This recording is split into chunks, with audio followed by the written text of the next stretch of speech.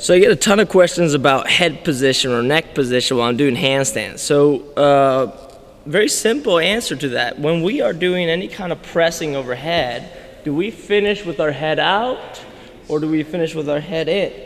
Usually we finish with our head in and through that little window. So what is an ideal head position? Well, it depends on what you're doing. What's the purpose?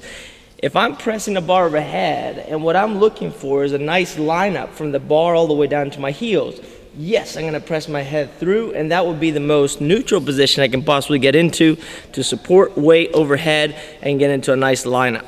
But if I'm trying to balance, what happens is the following. This head in position would be my starting position. That would be my ideal setup. But when I'm freestanding, if I'm looking into infinity, it's very hard to balance. A good test to do is the following.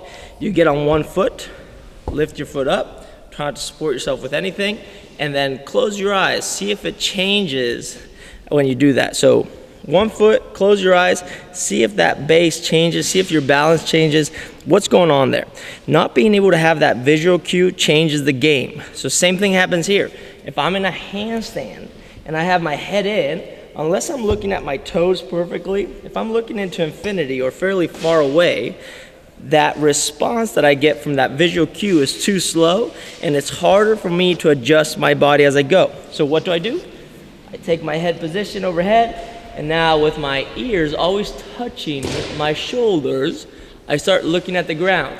That gives me a closer visual cue, and I can get away with more. Notice I am extending a little bit in the neck, but I'm not breaking the neck. Extension in the neck just enough to be able to look at the ground. That's where I want to make it happen.